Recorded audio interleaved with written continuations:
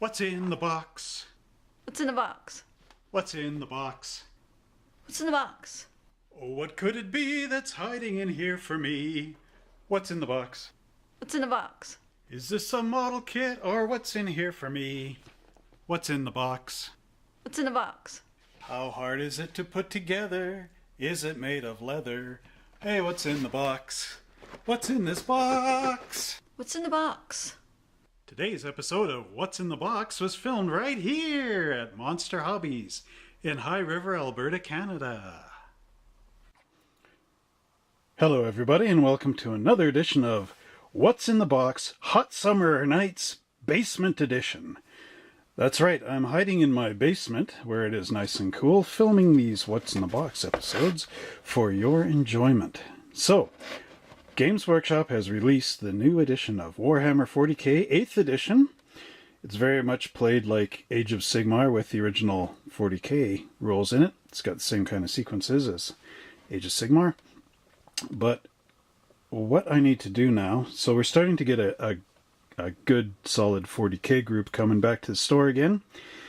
And like Sigmar, I want to start running tournaments for 40k, which will be really cool. And in order to do that, I need to get scenery. So we have, now, years ago, I got scenery for 40k, but they went into 7th edition. We had the High River flood and a bunch of stuff. You know, my original store was 5 feet underwater after the flood. I had to relocate. You know, it's been a couple of years. I had a big Imperial Guard army. They all went underwater in the flood, except for 2 models. So I had to start that again, and it was sort of like, do I want to paint another 20 guys and 96 tanks and all the rest? And I kind of lost my drive, and then, as you know, 7th edition was kind of, it was good. It was the best of the editions, you know, up to that point, but it was still like very, you had to read a lot of rules, and then after you read all the rules in the rule book, you had to read all the rules of your army, and, you know, it was just clumsy. But, so, I kind of put 40k away for a bit, and now we're into 8th edition. 8th edition plays like Age of Sigmar, and I have a lot of experience with Age of Sigmar, so this should be an easy conversion. And if you are an Age of Sigmar player and you want to get into 40k, the new 40k, you're going to have a lot of fun. So I got these Quake cannon craters for terrain pieces, and now that we're playing again, I'm going to start to build them. So opening up the box, you are getting your craters in these nice thick plastic bags, Ziplocs. This plastic is not like your lunch bags. This plastic is like the stuff they wrap your couch in, so it's that high density type stuff. If you're into plastic bags, I don't. Remember, never put a plastic bag over your head. Okay, anyway. So, these craters are like the yin-yang symbols. They go together like this. So you can actually interchange them. From like one group, you know, switch this out, and then you got a different kind of crater, right? So, let's see. Let's zoom our camera in, eh? Down to our crater, eh? Anyone that knows Bob and Doug McKenzie will know what I'm talking about here. So there is detail. I mean, look at this little, I think that's a tank wheel from a Lehman Russ or something. Supposedly there's an oil barrel. All this stuff, because these are like, the crater landed and blew up. The crater landed. Yeah, sure, Trev. Hot summer nights indeed. The ordnance blast blew up and blew stuff up all over the place. So there's another. What's in the bag? So in total you actually get 8 crater pieces out of this set. Yeah, I gotta remember I zoomed in.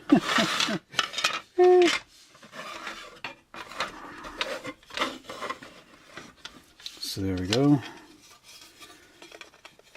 And in some of these there's like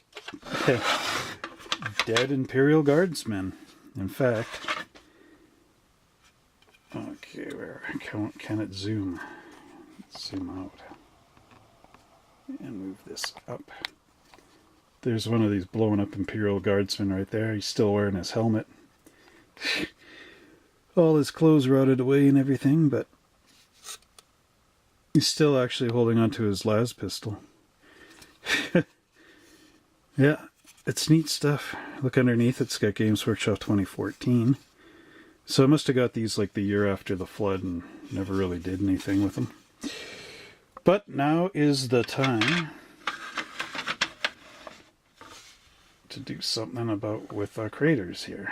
So, Nancy Crater from Star Trek.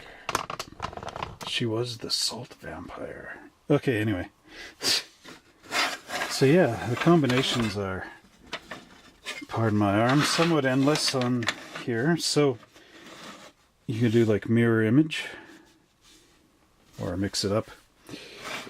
So when you're doing these craters, my suggestion, like for painting, is to have one color palette that you're using, so that when you do switch, you don't have like, this is blue and that's green, and you know, nothing makes sense. So you want to like have all your earth tones the same. Pick out like, yeah, this is like board paint design, so think of colors, you know, this is all Imperial Guard type stuff, or Space Marines, Imperium, I guess.